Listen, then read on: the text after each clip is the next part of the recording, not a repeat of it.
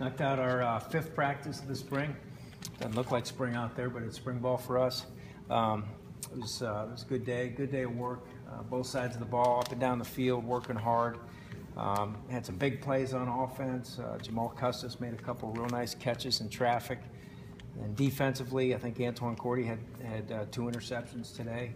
You know, there's some good things, good competition with the kids, and you know, I've been pleased with the way they've worked hard against one another. And you know, spring ball is always an interesting time because you know you're going offense, defense, and there's no way of getting around the fact that you're just trying to beat each other. And a team within the team, offense versus defense, somewhat of a civil war. And I've been pleased with the way they've competed and knocked each other down and picked each other up. So it's been a good start so far. And we're going to get a 6th practice here before we give the kids a week to go ahead and take advantage of that spring break. And then we'll come back and finish up strong. But so far, so good. With that, any questions? How's Rob Trudeau doing at center? He's had a few more practices. He's doing okay. He's got a little ankle sprain right now, but he's doing okay. He's got to be more consistent with his snapping, and you know, we're moving guys in and out of there, but he's doing okay. Has he been playing in the last few practices? He's done a nice job in the practices he's been in. He was out today. Okay. You know, he may be out for a little bit. We'll see. He's got a high ankle sprain. Did you get an MRI for that, or is that? He has a high ankle sprain. He'll be out for a few practices. Okay. Other questions? Other than injuries? Obviously, this isn't the first time you guys have practiced in the new facility, but you know it's a whole new phase of spring ball. What's the facility like for that phase? It's great. You know, it's definitely a necessary deal for us in the ACC, and having the opportunity to practice earlier when the snow's on the ground gives us so many things. You know, but to speak on the facility itself, it's a great place. It really is.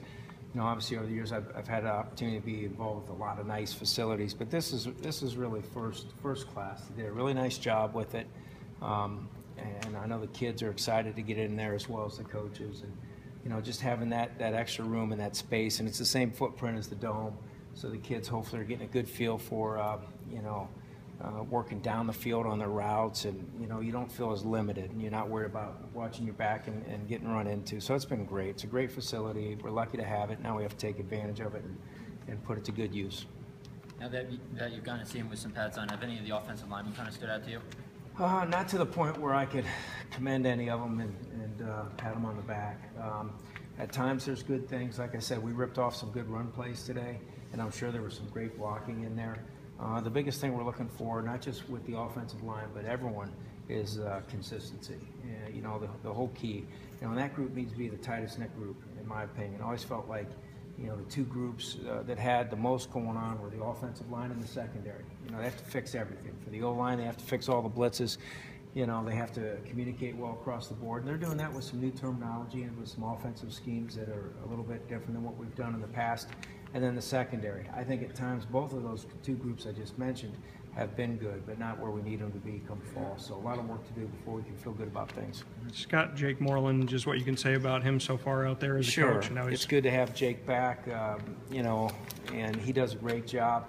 Been real pleased with the progress. You know, you always look at, as a coach, you know, you have kids that you expect to, you know, be performing at a certain level, but the guys that maybe are down the line or haven't played yet, those are the guys you always see if there's improvement. And I've seen improvement out of guys like Tyler Provo.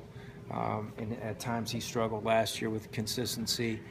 So Jake's doing a nice job bringing the back of the pack as well as the front of the pack. And that's not to say Tyler's at the back of the pack, because by the end of spring he may force himself into, you know, some good playing time. But he's done a nice job coaching A through Z, and it's great to have him on board. In recent years, you guys usually go into the year with a featured back of some sort. Is there a guy you're expecting to lead the group, or is it more by just the best one? And if we have a couple of them that we feel good about, Devontae's had some good runs. George had a nice run down the sideline today. Both guys are capable. And then with some of the things that we're doing, Irv Phillips has had some very good runs, both down the middle and on the outside. And Ashton Broyle has made some good carries as well. So I think we have some guys that are very capable. Now we just got to be all on the same page and working that consistency word, you know, with that offensive line and those backs working well together. You know, Ivan's worked mostly at right tackle these last couple of years. How have you seen him adjust to the footwork and just flipping things around on the left side? You know, it's a learning process to some degree, but it's a reality of what we need for our offensive role. So he's got to keep working at it. And at times he looks good, at other times it looks like he's, playing, playing like a freshman again. So a lot of work to do there. When you say what you guys need, do you see him as the guy who has to be the left tackle? We'll play the best players available. Right now, he should be that guy, unless someone comes in and passes him up, which is always an opportunity for the next guy to step up and take someone's job. But he's got some things to continue to work on. Been pleased with him, but it's not nearly as good as he wants it to be, nor I. You guys lost leadership on the defensive side of the ball with a guy like Cam Lynch, an incredible student athlete. Have you seen anyone step up vocally, on that defensive side to kind of lead those guys? I've seen them lead by example. Zaire Franklin does a really good job. He's got a really nice way and a nice presence about him.